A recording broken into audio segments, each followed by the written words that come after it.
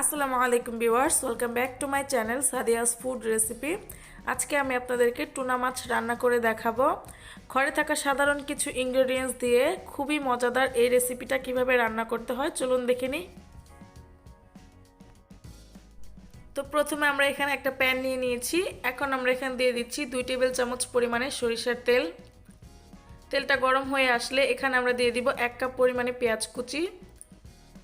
এখন আমরা পেঁয়াজটাকে হালকা গোল্ডেন ব্রাউন করে ভেজে নেব। তো আমাদের পেঁয়াজটা হালকা গোল্ডেন ব্রাউন হয়ে গেছে। এখন আমরা এখানে দিয়ে দিচ্ছি 1 চা চামচ পরিমাণে আদা রসুন বাটা। আদা রসুন বাটাটা দিয়ে আবার নেড়েচেড়ে মিশিয়ে নিচ্ছি।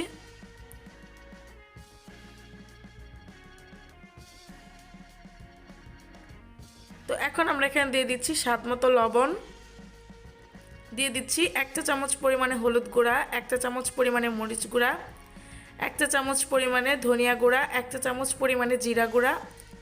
তো আমাদের মশলাটা দেওয়া হয়ে গেছে। এখন আমরা এটাকে নেড়েচেড়ে ভালো করে মিশিয়ে নিচ্ছি। এখন এখানে দিয়ে দিচ্ছি 1/2 কাপ পরিমাণে পানি মশলাটা কষানোর জন্য। তো মশলাটাকে ভালো করে নেড়েচেড়ে কষিয়ে নেব। এখন আমরা এটাকে ঢাকা দিয়ে 5 মিনিটের মতো রান্না করে নিব। তো 5 মিনিট পরে আমাদের মশলাটা দেখতে পাচ্ছেন ভালো করে কষানো হয়ে গেছে। এখন আমরা এটাকে আবার নেড়েচেড়ে মিশিয়ে নিচ্ছি।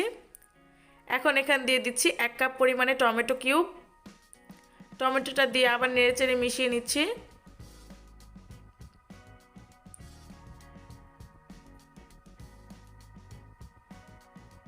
এখন এখানে দিয়ে দিচ্ছি 1 কাপ পরিমাণে পানি।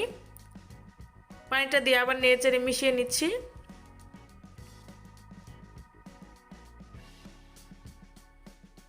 এটাকে আমরা ঢাকা দিয়ে আরও 5 মিনিটের মতো রান্না করে নিব।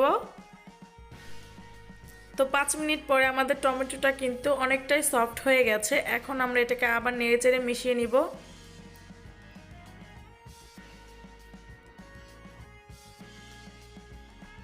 তো এখানে আমি নিয়ে নিয়েছি 120 গ্রামের একটা টুনার ক্যান। এখন আমি এই ক্যানের সম্পূর্ণ মাছটা ঢেলে দিব।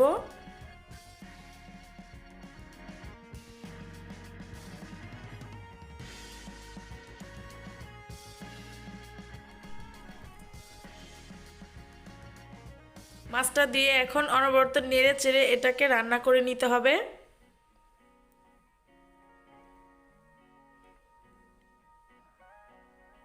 তো আমাদের মাছটা কিন্তু মেশানো হয়ে গেছে।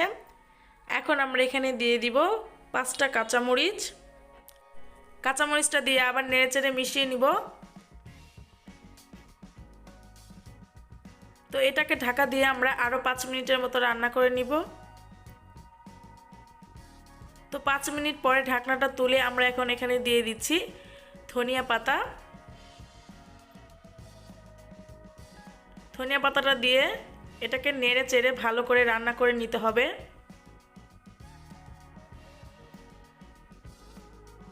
তো আপনারা চাইলে এই পর্যায়ে নামিয়ে নিতে পারেন, কিন্তু আমি এটাকে একটু ভাজা ভাজা করে নিব।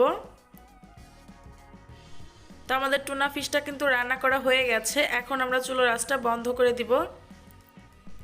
আপনারা কিন্তু এই রেসিপিটা এইভাবে একবার ট্রাই করে দেখতে পারেন, আশা করছি ভালো লাগবে। আর ভালো লাগলে প্লিজ আমার চ্যানেলটিকে সাবস্ক্রাইব করে দিবেন আর পাশে থাকা বেল আইকনে ক্লিক করে দিবেন। আপনারা চাইলে লাইক শেয়ার কমেন্টও করতে পারেন। আর এতক্ষণ আমার সাথে থাকার জন্য আপনাদের সবাইকে অসংখ্য ধন্যবাদ।